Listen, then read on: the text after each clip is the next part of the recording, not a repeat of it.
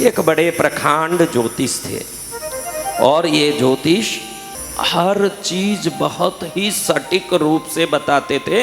भविष्य का फल इतना सटीक बताते थे कि वो जो कहते उस समय, उस दिन, उस घंटे, उस मिनट में वैसा ही होता। इतने प्रसिद्ध और निपुण थे। ऐसे प्रकांड पंडित ज्योतिष के पास एक दिन एक किसान किसी पास गांव से आया। उसने अपनी जन्म पत्री दिखा के कहा कि मेरा भविष्य बताओ पंडित जी, ज्योतिष जी, मैं हर बार खेती करता हूँ और नुकसान हो जाता है, परेशानी होती है, क्या तकलीफ है, कुछ आप मुझे समाधान बताइए। ज्योतिष ने देखा, कुंडली उठा के जब सभी ग्रहों के संयोग और दशा और आज के नवांश को जोड़ा तो मालूम पड़ा कि जो व्यक्ति कुंडली लेके आया है, आज रात 8 बजे इसका मौत निश्चित है।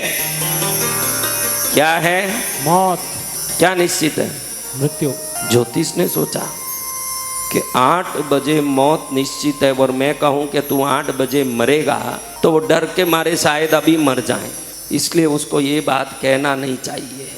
तो ज्योतिष ने इतना ही कहा, भैया आज थोड़ा मैं व्यस्त हूँ, थोड़ा अधिक व्यस्तता है, इसलिए आप कल सुबह आना, मैं पूरा फलादेश लिख के रखूँगा और कल सुबह ले जाना।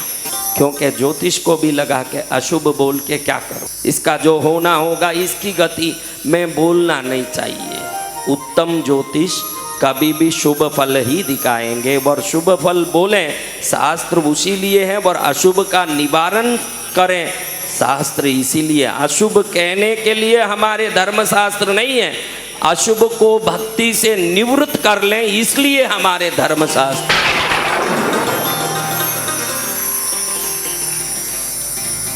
अब ये आदमी वहां से बाहर निकल के आया, जोर से बारिश होने लगी, खड़खड़ा के बिजली गिरने लगी, बहुत भयंकर। घबरा गया कि अब कैसे जाऊंगा, रास्ता पूरा जंगली रास्ता था, सब कीचड़ हो गया, अब घर तक कैसे पहुंच पाऊं। देखा कि खंडर शिव मंदिर, सोचा इधर खड़े हो जाऊं, बरसात रुकने के बाद जाऊंगा, शायद आज रात में नहीं रुका तो यहीं रह जाऊंगा, सुबह में जाऊंगा। शिव मंदिर इतना खंडर था कि कभी भी उसका छत गिर सके, इतनी पुरानी हालात में था, इतना भयंकर उसका अव्यवस्था था। अंदर शिवलिंग पर जाले लगे हुए थे और कोई दीपक धूप लग के कई महीनों वर्षों हो गए हों, उस जंगल में कोई उस शिव मंदिर के पास भी नहीं फड़कता हो, ऐसे कोई प्रकार का वहाँ शुभता नहीं दिख रहा। ये अंदर गया, शंकर जी के उस शिवलिंग को देखते ही मन में भक्ति उमड़ पड़ी। बाहर देखो तो जोर से बारिश आ रही है, छत इतना कमजोर है कि बिजली जब भी गिरती है छत हिलता है, इतना कमजोर। और ये अंदर शिवलिंग को देख के हाथ जोड़ के कहता है, प्रभु दुनिया को तारते हो, दुनिया का उद्धार करते हो, आपका ये हालत, और हम जैसे भक्तों को अगर आप शक्ति दे देते तो मैं कभी का ये मंदिर सोने का बना देता, मेरे पास पैसा नहीं प्रभु, मैं क्या करूं।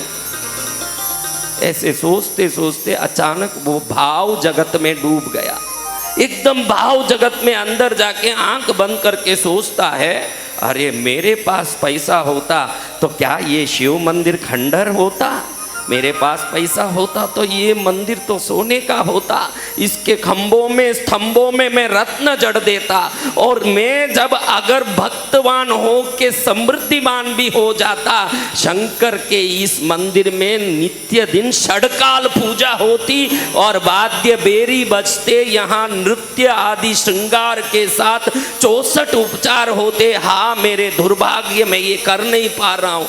ऐसे सोचते सोचते मन में एकदम भाव किया कि इसका अगर मैं मंदिर बनाता तो कैसे मंदिर बनाता। तुरंत सोचा कि पहले तो मैं ये पुराने छत निकालता, पुराने खंबे निकालता और पहले ये फर्श को ठीक करता। फिर फर्श ठीक कैसे करता? रत्नों का फर्श करता। इन फर्शों में मैं नीलम, पुष्पराग, पन्ना, मानक, मोती बिखेर के मेरे प्रभु का दिव्य आंगन बनाता। जिस आंगन में कोई पैर रखे उसके पैर भी इन रत्नों की रोशनी से चमक जाएं, ऐसा मैं फर्श बनाता।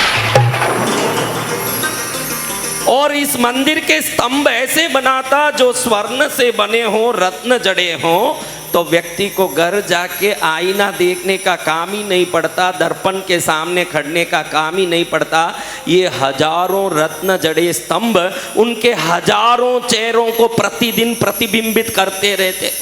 अब ऐसे सोचते सोचते उसने मन में ही छत भी बनाया, मन में ही शिखर भी बनाया, और इतना सोच के सोचता है कि जब मैं रत्नों का फर्श बना दूंगा, स्वर्ण रत्न जड़े स्तंभ बना दूंगा, दिव्य छत बना दूंगा, उस पर भव्य शिखर बना दूंगा, उस पर अति भव्य ध्वजा लहराएगी, उस समय में जब प्रतिष्ठा होगी, उस मंदिर की स्थापना होगी और प्रतिष्ठा का वैभव होगा तो कितना सुंदर होगा। मैं आसपास के हजारों गांव को बुलाऊंगा, 56 भोग खिलाऊंगा प्रभु के स्थापना के दिन। केसरिया बर्फी कला कंजरपड़ी पेठा इमरती बालू शाही लाडू बुंदिया जलेबी रसगुल्ला मोती पाक रसमलाई गुलाब जामुन शक्कर पाडा घेवर न्यारा न्यारा दाल मोट पकौड़ी कचौड़ी भुजिया पापड़ चिबड़ो बड़ी राबड़ी साग सांगरी को बाजरी को खिचड़ो रायता में जीरा को तड़को पीवो मारस बड़को आम अमरूद अंगूर अनानस फनस ने अनार दरिया केला सेब पपीता चीकू संतरा ने मौसम्बी रसदार दरिया काकड़िया ने लाल मतीरा करचो माकर कीरा बादाम पिस्ता ने नोजा खुरमानी खोपुरा ने जुआरा ले वो जीम छूटने आचमन करने थोड़ो सा आराम ले वो सौंपी इलायची हाजिर कर दी साग मिश्री दर्दी थोड़ो नागरियो पान पान और सौंप इलायची के साथ पूरे जगत के लोगों को मैं ये शंकर के मंदिर की प्रतिष्ठा में बुलाता, 56 भोग से सबको तृप्त करता।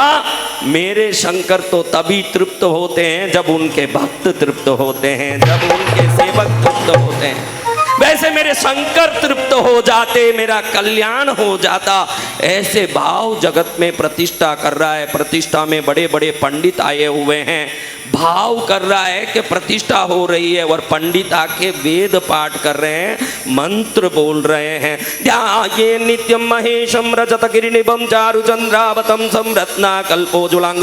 मंत्रों को सुनते सुनते सुनते सुनते देख रहा है कि शिवलिंग रत्नों का बना हुआ ज्योतिर्लिंग है जो इसने नई स्थापित की है। बहुत बड़ा दिव्य मंदिर है, और पंडित 1008 पंडित हाथ में हजारों बिल्व पत्रों के टोकरे लेके एक साथ शंकर जी के अर्चना कर रहे हैं। ओम शिवाय नमः, ओम महेश्वराय नमः, ओम शंभवे नमः, ओम पिनाकिने नमः, ओम शशिशेखराय नमः, ओम वामदेवाय नमः, ओम विरूपाक्षाय नमः, ओम कपर्दिने नमः, ओम नीललोहिताय नमः, ओम शंकराय नमः, ओम शूलपाणिने नमः, ओम खड्मांगिने नमः, ओम विष्णुवल्लभाय नमः, ओम शिवविष्टाय नमः, ओम अंबिकानाथाय नमः, ओम श्रीकंठाय नमः, ओम भक्तवत्सलाय नमः, ओम भवाय नमः, ओम सर्वाय नमः, ओम त्रिलोकेशाय नमः, ओम सिद्धिकंठाय नमः, ओम शिवाप्रियाय नमः, ओम उग्राय नमः, ओम कपालिने नमः, ओम कामारे नमः, ओम अंधकासुरसूदनाय नमः, ओम गंगाधराय नमः, ओम ललाटक्षाय नमः, ओम कालकालाय नमः, ओम कृपानिधे नमः, ओम भीमाय नमः, ओम परशुहस्ताय नमः, ओम मृगपाणये नमः, ओम जटाधराय नमः, ओम कैलासवासिने नमः, ओम कवचने नमः, ओम कठोराय नमः, ओम त्रिपुरान्तकाय नमः, ओम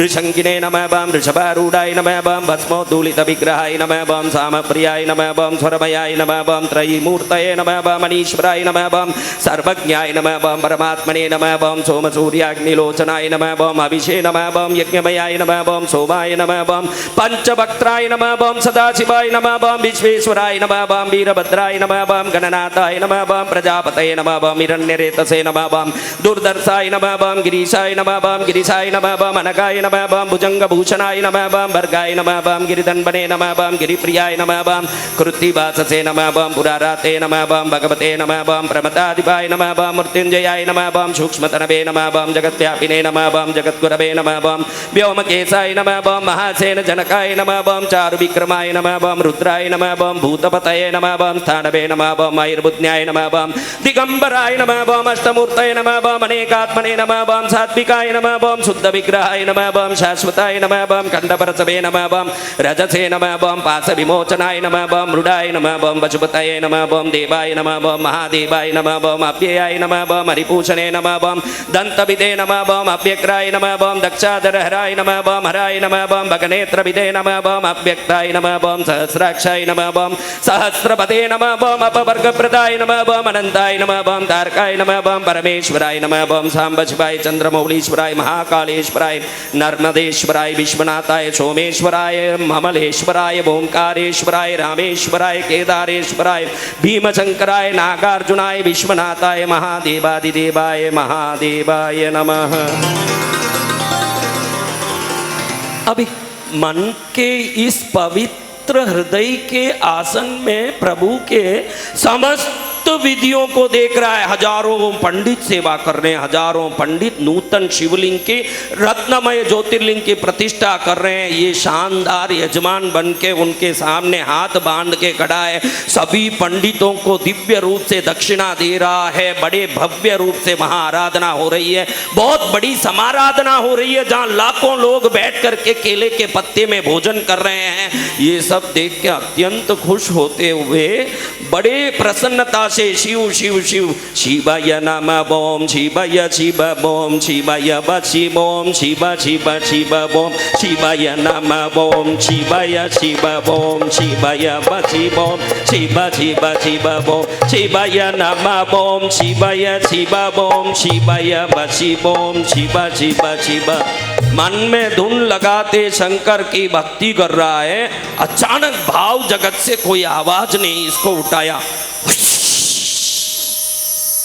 एकदम आंख खोल के देखता है, टूटे हुए छत के अंदर से एक काला नाग फुंकार मार रहा है।